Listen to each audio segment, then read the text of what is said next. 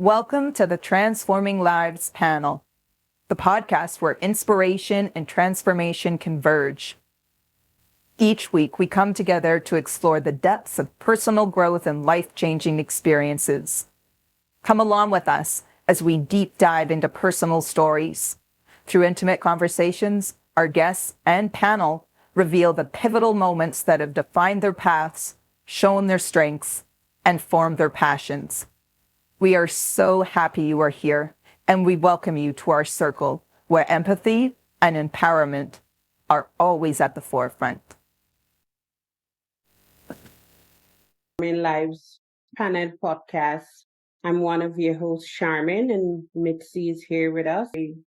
Just take a moment to relax, take a deep breath in so that you can be present with us for the next 45 minutes. And as you breathe, just forget everything that you have to do and be here with us. We thank you for your time and we thank you for your presence. And welcome. Welcome, Dr. Majors. Thank you for being our guest. Thank you. Thank you for having me. I'm excited.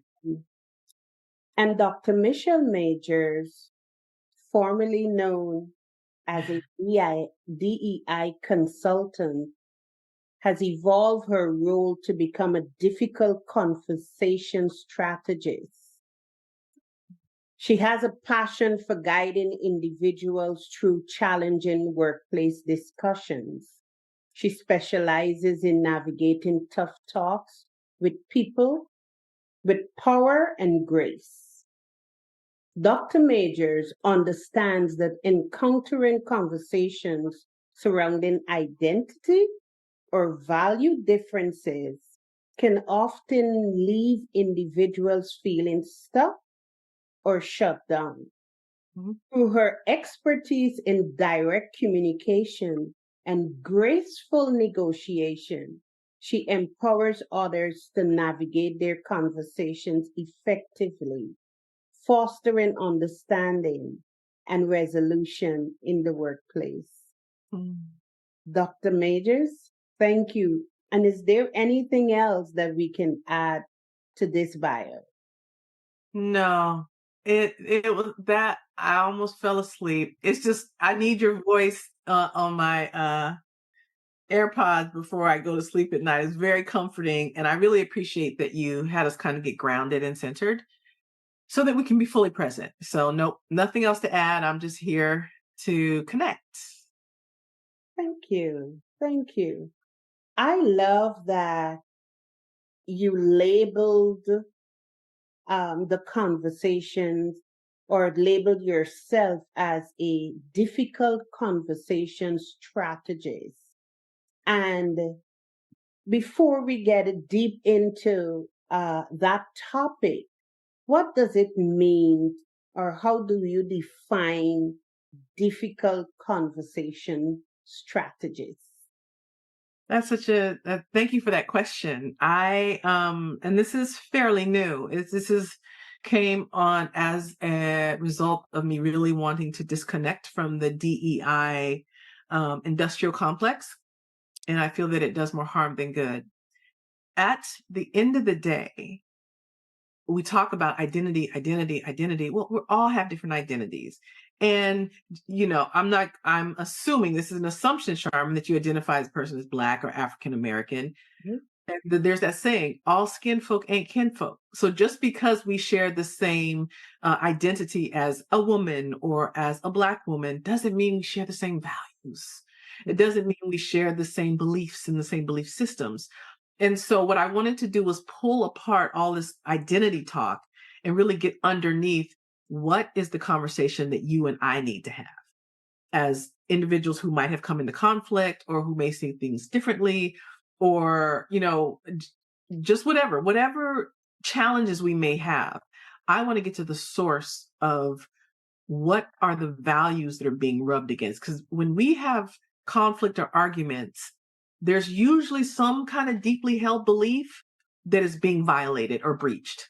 Mhm. So that's what it's about. That's what the conflict is about. So when you have all these identities coming together and we just throw this term called DEI, um, DEI comes with a world of rules and do's and don'ts. But what about the human? What about me and you? And what is the values? I want to know, understand what I said, what you said, like what happened that caused that breakdown and whatever, Michelle comes in to look at. So the idea of a difficult conversation strategist is, as my role is to come in and really listen to what the values are, and also be able to talk against across different identities and beliefs, so we can get to the heart of the real issues and not just label it something, which we tend to do. Oh, it's a this issue, it's a microaggression, it's this implicit bias.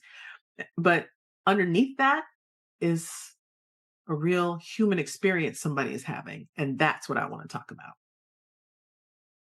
Thank you. Thank you for that. And was there a specific incident that motivated you to transition out of that DEI space?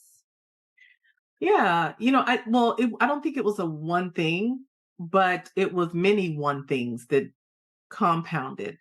And it was at a time where, I have been off social media. I really don't care for social media. I don't want to be on Facebook, Instagram, none of that. I was off for about 10 years.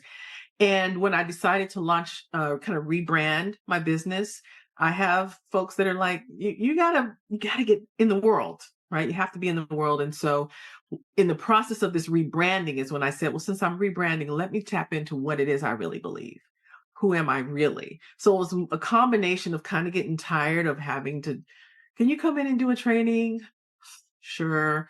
And then we talk on training, and then all the white folks are feeling constricted because basically DEI says, you're white, you're bad, you're racist, and you have, all that. And then all the folks of color are like, why do we have to listen to people describe in technical terms something that is so very visceral and spiritual and real on my end? And it's frustrating, and it's real to you. And other folks are like futzing around with futzing, not the other word, messing around with it.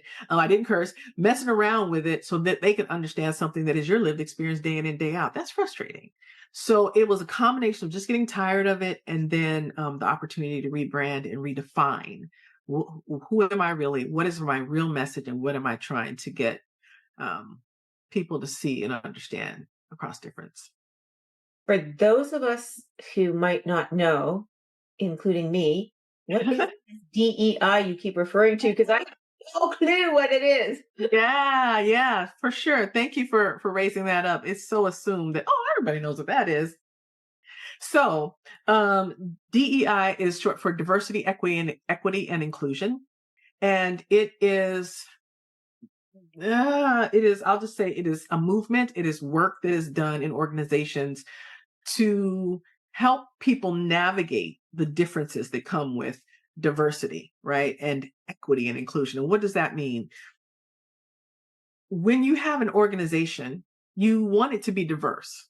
So that's one of the pieces, right? But with diversity comes lots of differences and lots of new challenges, right? So now you have this diversity. And so there's a diversity of people, but then you're like, wait a minute, there's more differences, they're more diverse people, but they're not included in decision making. They're not in their voice isn't heard. They're not actively engaged in the running of the organization. It's just diverse, and it's not informed by the voices of the rich diversity that they have. So then that's the inclusion part.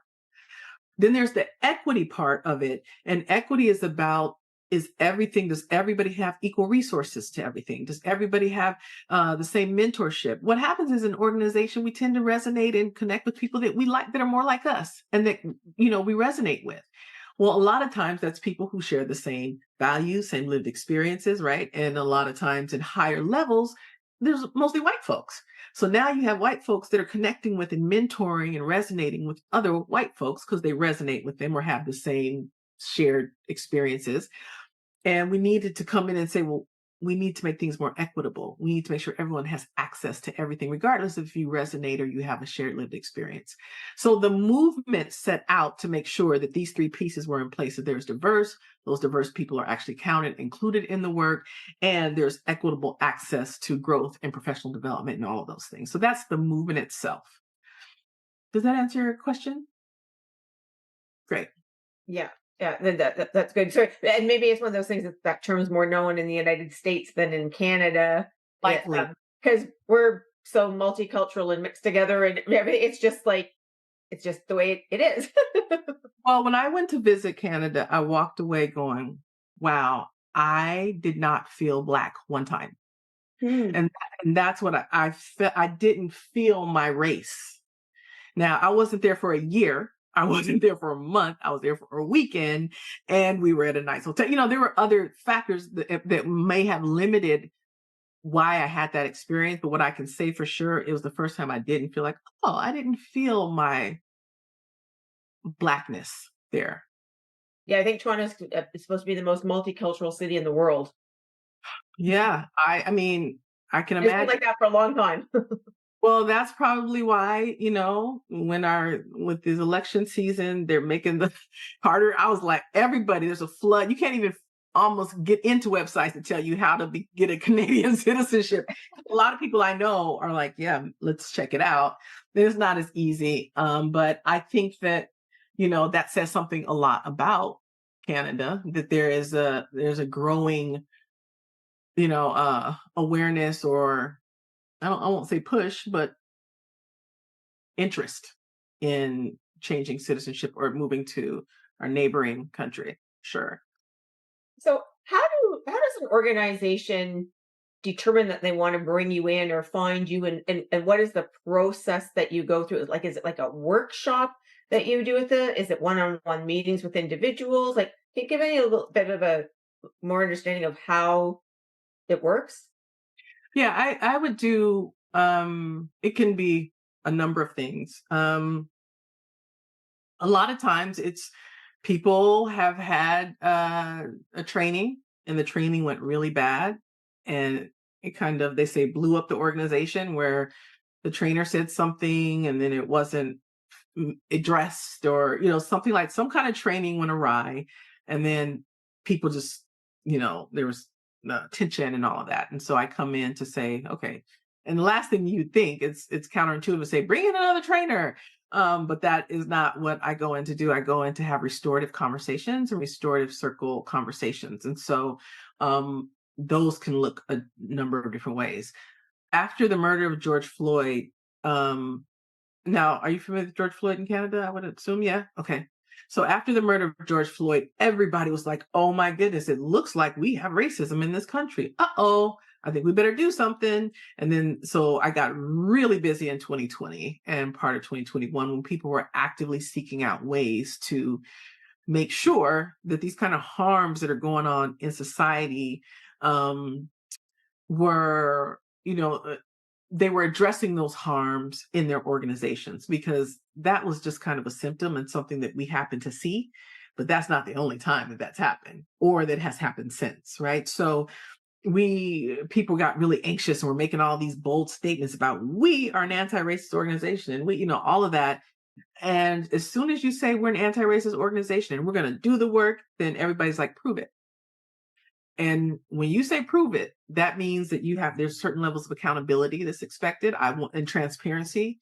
How did you get to that decision? We want to know, right? And so that caused for someone to come in and say, we're overwhelmed. We took a bigger bite than we can. And now people are saying, well, you said that we're about anti-racism, or you said that we're about equity. That, and so I go into those kind of situations. Well, sometimes it's just a leader that's overwhelmed and doesn't know how to lead through that kind of movement. And so I have to come in and say, okay, let's normalize conflict. It's going to happen. Let's normalize discomfort, because it's going to be uncomfortable. And how do we do those things, and what does it look like? So it could be coaching a leader, and it could be just a training, but I don't go into organizations anymore and just, I'll do a training. I don't do those anymore because I don't know what they do with the training. I don't know if it makes a difference, and it's just not worth it to go in for a one training. And if I'm really about change and impact and transformation, So you so sort of set up like a weekly program with the organization for a period of time or something, it or could be, it could be. I wouldn't say a weekly program. I would say that we determine what the scope, what is our end game, and so sometimes that end game would require that I come into the organization and interview everybody in the organization and say, here's what they said. Now let's come up with a plan to address these things that the folks said. And then, so that could be a year-long process. It could be an 18-month process. It can be a 6-month process. So it could be, it's so, what I like about what I do is it's not formulaic. It's really, I feel my way through it. And I can usually within the first meeting or two say, there's the problem. Okay. So unfortunately, I can't always just say, there's your problem. Good luck with that. Because sometimes it's a problematic leader who's not going anywhere, or a problematic person who's the leader's nephew. They're not going anywhere. I have a situation right now where the problematic person is an original founder or it's a nonprofit, and the founder is having issues. And so there's this strategy of, at least let's get them out of away from people. And let's just call them a consult, how do we keep their role? Because they're not going anywhere. It's their organization, and the board is unwilling to say, move on. So we have to figure out strategies to not lose people because of problematic people that aren't going anywhere. And that happens a lot, so it's really varied in what it can look like. so how is success defined within an organization when you work with them? When do you sort of say, okay, yeah, we've gotten to what we want, so now it's time for me to leave, or you guys can take it from here and continue on their process? Like, how does Success is defined, I know I keep giving you the answer like it depends. But success is defined differently. I remember my client called me going, we had our first meeting since I've been there and nobody yelled. Not one person yelled. That was success for them because they had this yelling thing, and it's talking over people. And it was like, wow, it's the first time that we've had a meeting where ideas were equally shared and heard. Nobody was talking over anybody, and nobody was yelling when they disagreed. We actually went through a process where there was disagreement and there was no storming out that's success for an organization, right? And so it could be that. It could be that simple. But other times it could be, we don't have our values laid out. So when Charmin and Michelle have a clash, where do we go to say, are we truing ourselves up to what we said we'd be? Are we truing up ourselves up to what we said as an organization? This is the way we behave. This is the way. We have no reference point. So then it was a free for all. So we had to sit back and go, okay, let's talk about what the agreements are and how we have agreed to engage with one another in a place of grace. And once we got those, I talked through, now how do we activate them in real time? And language, right? So if we have values now, great. That's where usually people stop. But what a step further could be, hey, so Charmin, here's the value that's being breached for me right now. So we made agreements around transparency, and you did this thing and I didn't know this thing was going to happen, and we're partners and you didn't tell me. So that is in not violation because that's too cody, but that is a breach in that value. And then furthermore, and when you don't do that, this is how that feels when I'm left out of decisions that impact my ability to do my work and to be a good team player. So I want you to know not only what the value was, but how it affects me, and not in these technical ways that DEI tell you to say it, but in a real, look, as someone who's formerly homeless, like I get nervous when I don't know what's happening around me. It just, now I don't expect everybody to go through, to go that deep, but I don't have a problem saying that. Some people, don't want to get all up in their business, but people know that about me. I'm very explicit. My history, I'm anxious about not knowing what's happening. It triggers me to no end because I live that life where it's constantly, you're unstable, you're not sure-footed, you don't know what's happening. And I do my best work when I'm aware of what's happening. Can we agree to make sure that I'm aware of? Who's going to say, no, I like it when you're unstable? Who's gonna, right? Because that's not what most people think or feel. But Charmin might come back and say, I have this problem with Black women, whatever. I have this problem that I keep my information because when I give it away, people take it and use it as their own. So now I'm like, you're not giving me information. And Charmin's like, every time I give information, my voice is gone. They take my work. And this happens all the time, but we never get to that point of clarity. So it just becomes she's angry Black woman. That's ridiculous. Or it becomes Mitzy's asking me these questions. She should know what DEI is. See, that's a privilege that she doesn't get to even have to know what diversity. She doesn't know. She's Canadian. She's like, we doing something totally different over here. Y'all in the US are doing something totally, Am I going to get mad? But a lot of people would say, see, it must be nice not to have to know these concepts. That's what the DEI industrial complex does to us. Well, and it brings up this point that, just getting out there to have conversations, right? Because a lot of people would be afraid to ask the question that I asked, right? It's like, okay, I don't know what this terminology means, but am I going to look like an idiot, or is somebody going to pounce down my throat if I ask this question? And, obviously in this environment, that's not the case, but in a work environment, if somebody is asking something that they don't know and somebody, explains it to them and clarifies it, awesome. But if they jump down their throat and say, oh my God, you should know this, or whatever, like, well, that's what happens, but it's more so with white people against other white people. Brutal. It's brutal watching white folks. You should know, it's shaming. It's just the whole thing. I'm sorry, Sharmin, you were going to say something. I didn't want to. I wanted to go back to the whole DEI. I call it's a new trend because all the organizations are hiring DEI specialists and well, I've not seen the term or the label strategist. And I read an article, I think 2 weeks ago, that I shared that this company hired their very first DEI specialist, of course, a Black woman. And when she complained about racial discrimination, she was terminated. Mm-hmm. And as I read that article, is it that we're using DEI as a band-aid on an ulcer or on a systemic ulcer that we have?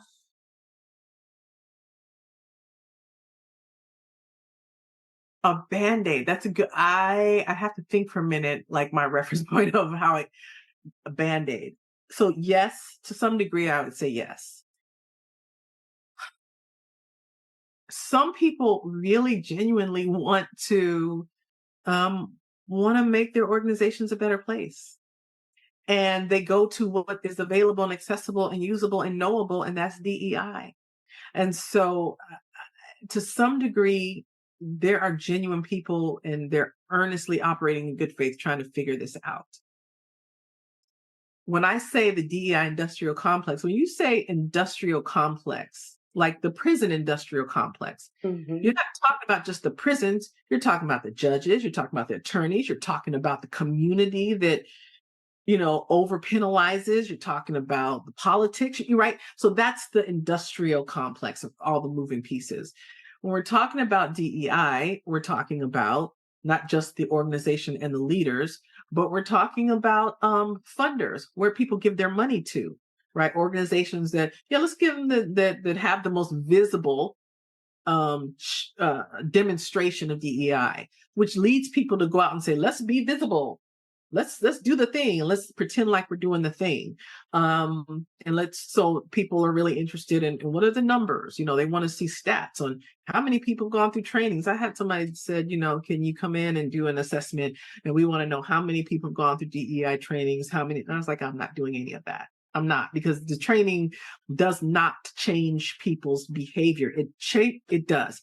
It tells you how to act better and to behave well. And that's what people have learned from DEI. This is the best way to behave, just to stay under the radar. But it is not transform the minds and hearts of people in any sustainable way. So people just say, I behave this way at work and I go home and I do whatever I do anyway. Like there's not real change happening.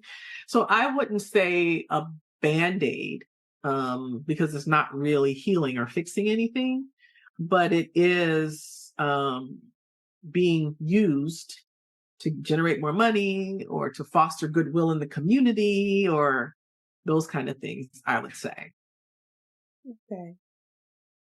Are there any quick tips you can offer for like calming the nerves of someone who during a high stake discussion?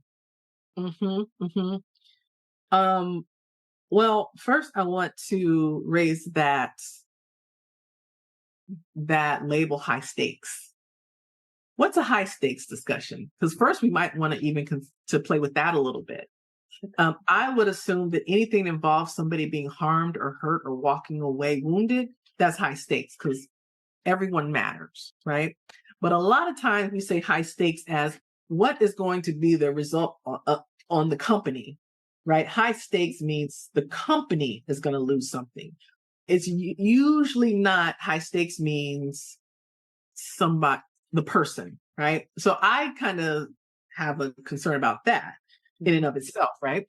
But when people have to have a conversation that is they anticipate is going to be difficult, um, I would say a couple things.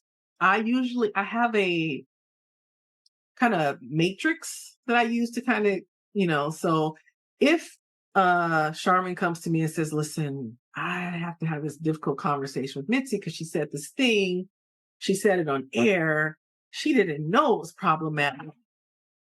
Sorry. She didn't know it was problematic, but she said this thing. And, or it's something that's like, we just had a total disagreement and just got ugly. Right. And you have to fix it because you work together. Right. And you have to fix it. And I would assume that you have the kind of relationship where you want to fix it. So I kind of say, okay, let's go through the situation. What happened? And then I would and I would usually have the what happened story separately. Mm-hmm. And so what happened? Oh, I see. So what you interpreted Mitzi is saying was this, because see, everything is interpretation. Everything is interpretation and we're meaning making machines. So I do something to Sharmin and Sharmin's like, what does this mean about me? What is she saying about me? How does this define me? What is she, these are the things. So I'm walking you through how I would walk somebody through it to think. Mm-hmm. Okay. And so I would get really clear about what happened. What do you think this means about you? What do you think that Mitzi is saying about you? Right. And then we would do the work like, is she really saying? Are you sure? Because if maybe she's formerly homeless and she's like reacting that you are doing something that's, taking away her voice or her age, whatever it is. We do a lot of, are you sure that what you're thinking is the truth? Because a lot of time it's not necessarily true, but it might be true, but we don't know. And we have it all figured out without asking and investigating with the person. So let's stop and let's ask some of these questions. Now, here's your story. What do you think her story is, Charmin? Like, what do you think that she's reacting from? What do you think that this means? What do you think that she thinks this means about her? Let's step in her shoes. And I want you to have a whole reaction that she may be having. Let's walk it through. And a lot of times, is this loud? I have one of those robot vacuum things going. Is it loud? Okay. So, we never know what it really is, but because we make meaning of everything, and we usually don't make meaning this like, I'm sure Mitzi has her reasons. I trust that she's probably having a bad day. No. What is she saying about me? Right. And so we kind of walk through that. So as someone who is going and entering going into a difficult conversation, I would tell them to kind of do the work of telling the truth that you don't know what's wrong over there. You don't know what they think. Even if you know them well, you never know. But just asking them or saying, here's what I'm thinking. Is that right? Is that what you're feeling? Right. That's a good start to like do that work of like, you don't know that you don't know. The second thing is please repeat back to what people say when they say it. Mm-hmm. So they know that you understand it. So when Sharmin says to me, Michelle, I just think that you're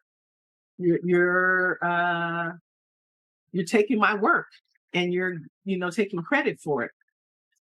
I'm going to say those. So wait, please help me understand how I'm taking your work and taking credit for it. Or I might just go, oh, I totally see how you thought that. There's something that's very powerful and validating what somebody says is, of course you think of course you think that. I'm sorry. Of course that's so, when you make it like it's obvious and it makes sense that they think the way they think, we don't spend a lot of time trying to convince you of what we think and feel and believe, because you've already told me that you understand what I think and feel and believe, and it matters enough, right? So those are just some things. I know that they're kind of all over the place, but those are just a few ways that I think that are so easy, but we will not do it because of once we admit that we made a mistake, it means that we are bad or wrong, or it never means that we're human. Ever. It means, it always means something about our competence or our intellect or our power or our leadership or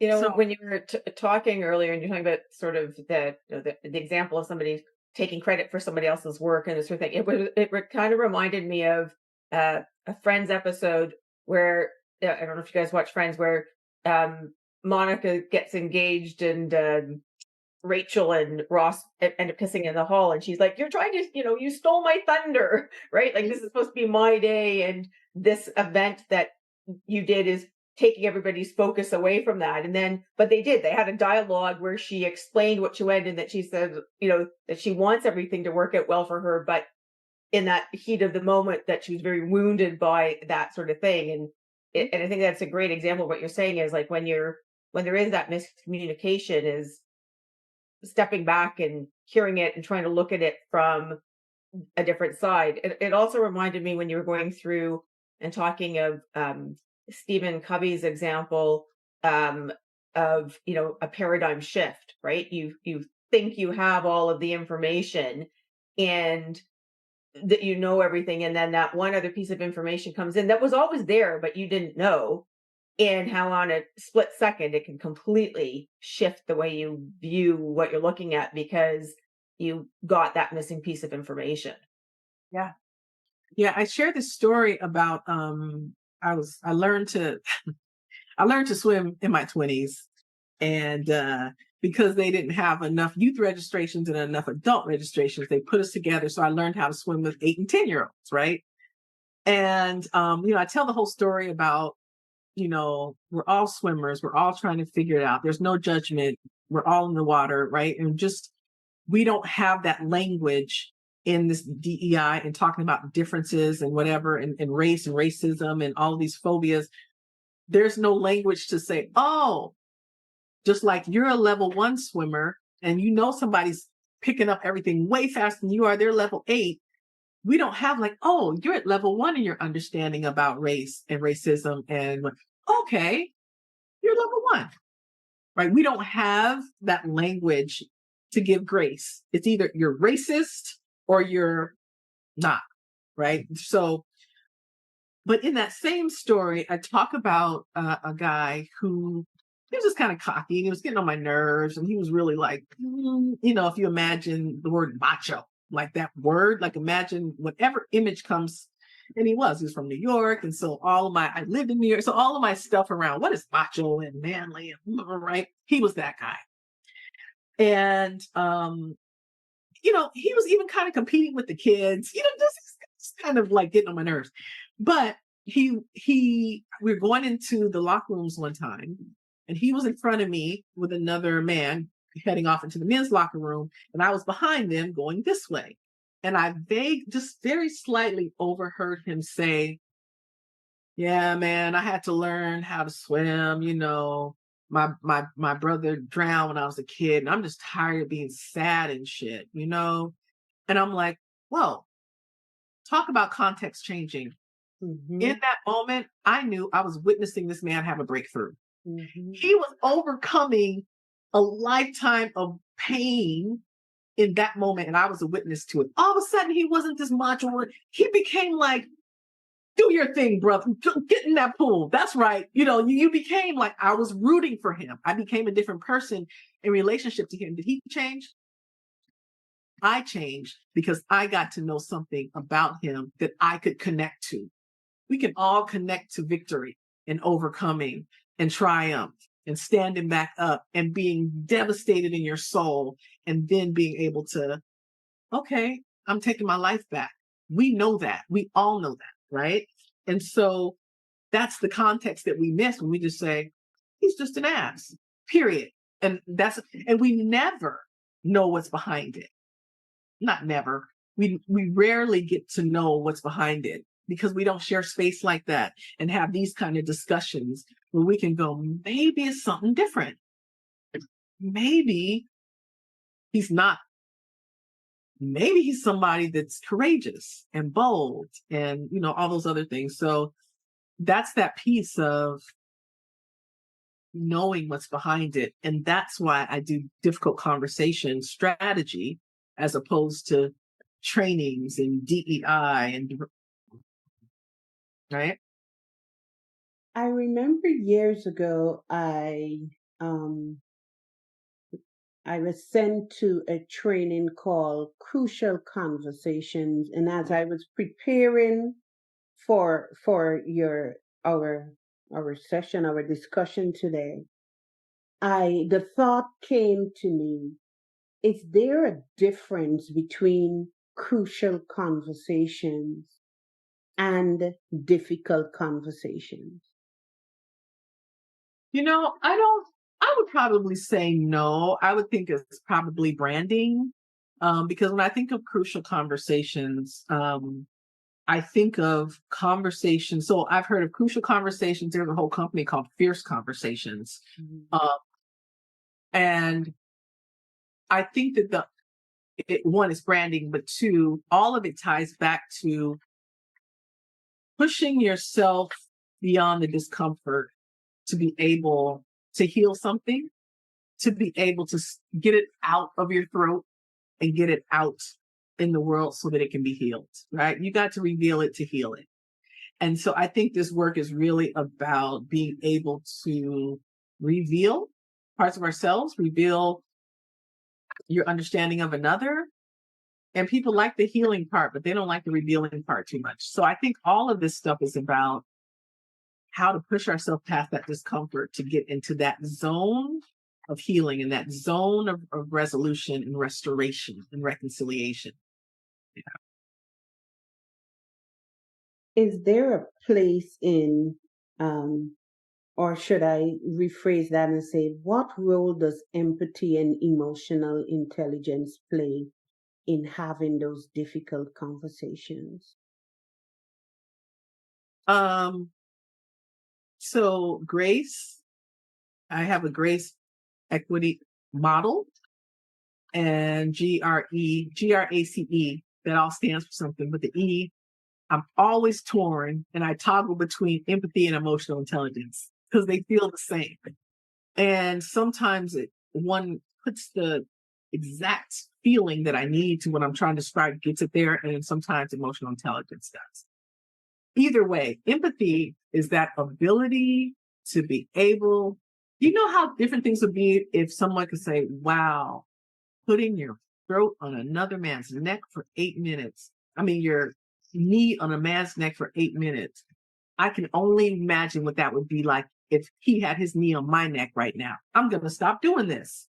Mm. This is a human being, right? That ability to put yourself into another's position, not in these technical high level terms, but as those deep human spirit terms where you're like, this is a human with a mother. He cried out to his mother, with a mother and a children, like that is when you're in that space, don't you think that affects how you hear them when they're talking to you? Right? It changes how you hear them. Empathy. Wow. My sister is my person on this planet. She's my person. I love my husband. He's awesome. My sister is my person, right? He knows that. This is not a shaming thing. But if my sister died in a drowning, it would take me my whole life to get to a point where I could finally get in the pool again. I understand that. I have empathy. I know what that is, right? Emotional intelligence, there are the things I'm telling you right now. I can have I've had conversations with people that are, now I only take so much. I have grace, but you're not going to disrespect me, right? But I allow people to emote because I know it has nothing to do with me. I am pressing on something that's about that 8-year-old kid that doesn't like to be whatever. And, I'm pressing on something that has that's emotional intelligence. So as a leader, when you have emotional intelligence, you can give direct feedback and allow people to have their reactions. People don't like feedback. People don't like for you to tell them, here's how you can get better. People dread performance feedbacks. A lot of people do, right? And I think emotional intelligence really has you grounded in your own seat of power because you're saying, yeah, I know this is not about me. And if my demand for your greatness, because I am holding you bigger than you know yourself to be, that's not my problem, but I'm gonna keep doing it. So and a lot of times, and so emotional intelligence has you see a person beyond their behavior and hold them to, and hold your, more so it helps you. I'm saying it in terms of it's helping them and I'm so benevolent because I'm seeing you bigger than you know. No, it gives me power because I know I'm square. I'm doing what I'm supposed to be doing.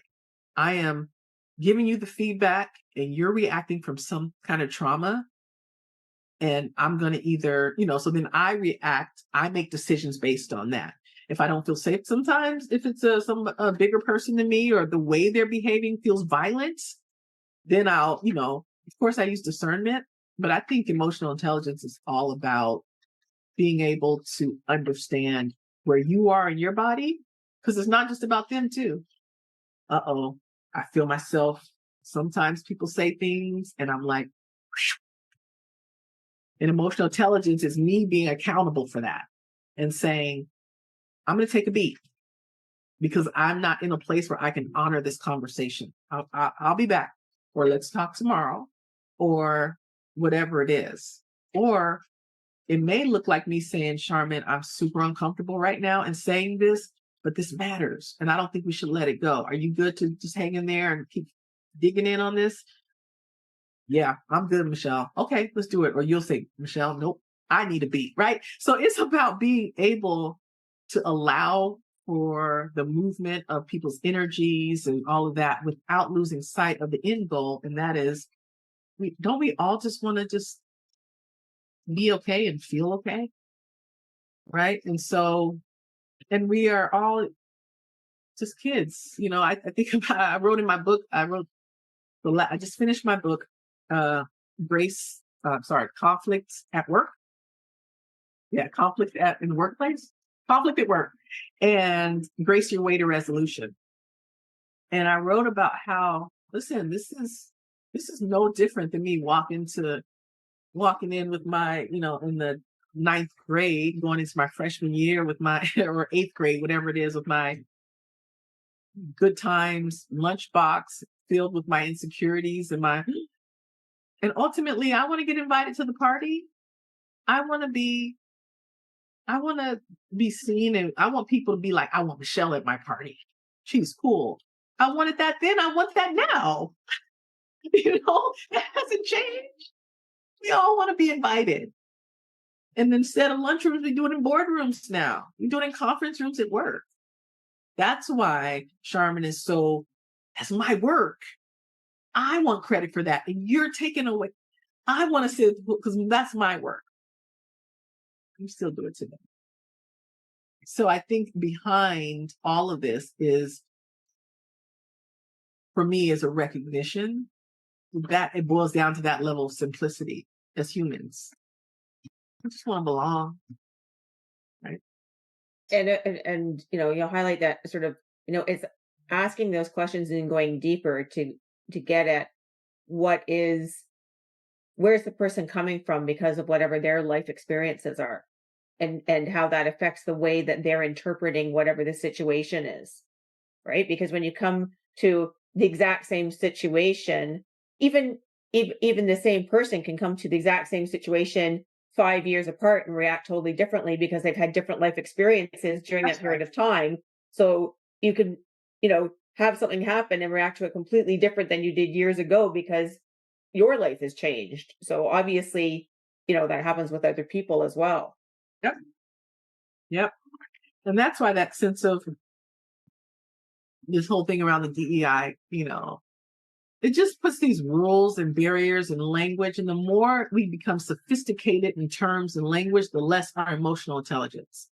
So it's because it's just so much easier to say you're transphobic than it is to say, oh, that's what happened to you as a child. I can see why you have a problem with identifying as such, or someone who identifies, or someone, I read Will Smith's book. When he slapped Chris Rock, I was like, yeah, that tracks. I read the book. I read so his story is he, his father used to abuse his mother in front of him, and he didn't have the courage to stop it. And he says in the opening of his book, the first chapter is dedicated to, I am the world's biggest coward. You see all this success I have? All of that is to camouflage that I have been trying to overcome this being a coward thing. And so he saw his mother being abused. He didn't do anything. And it's just, so I can see how, and there's lots of things with him, with women, and the whole book, he's always, bless his heart, he struggles with women because he falls in love so quick. And he was like, and when he goes in hard, he's touring around the world, and he had this girl at home, and hip hop artist of the year, Grammys with, and he, they were like, let's go party. Like, no, I'm going back to my person.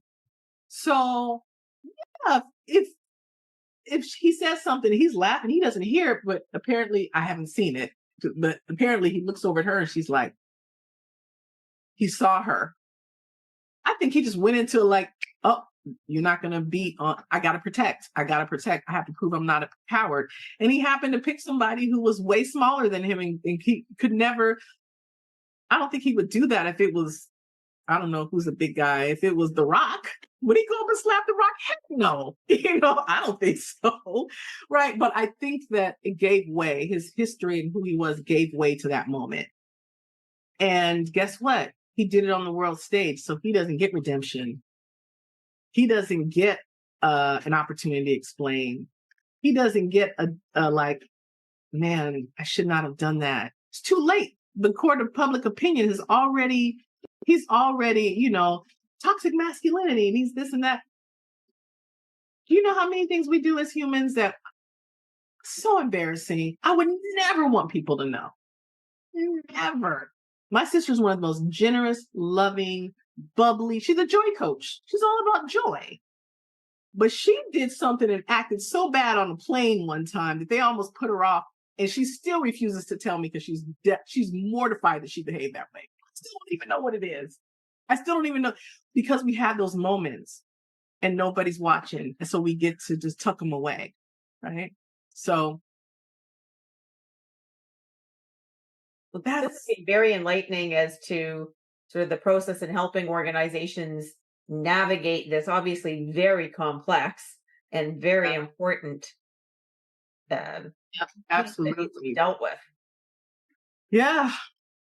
Well, Dr. Majors, it has been an honor and a privilege to have you, and definitely need you back because 45 minutes was insufficient. There is so much for us to unpack, and I am sure that our listeners would agree with me. So how do we contact you if someone is listening and they're desirous of contacting you? How can they do that? I would start out with michellemajors.com, or go to Michelle. It'll all go to the same place. michellemajors.com. That's the easiest. And all my contact stuff is there. I'm not even gonna lead anybody. I do have Instagram. I just got TikTok. I might have 4 followers. Like I got a team now. It's just now it's like, okay, we're gonna build this thing. So I'm putting stuff on there, stuff there, but it's just we're building. So I would just, for information, go to michellemajors.com, and there's a contact me place there. And all my socials are there too. If you dare go, and I'll be like, "Hi, it's just me and you here on on Instagram." But that's where you can find me. And I really appreciate the time and the platform and sharing space with you today. I really appreciate it. Thank Thank you. you so much for helping us transform lives. All right. Take care. Be well. You too.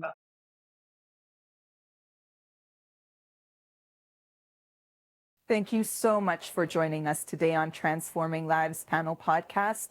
We hope that you received some nuggets of wisdom and seeds to plant along your journey of transformation. If you enjoyed what you heard today, we encourage you to let us know and to share us with those that matter in your life. If you would like to connect with anyone from the panel or our guest speaker, you can find all of the ways to connect in our show notes.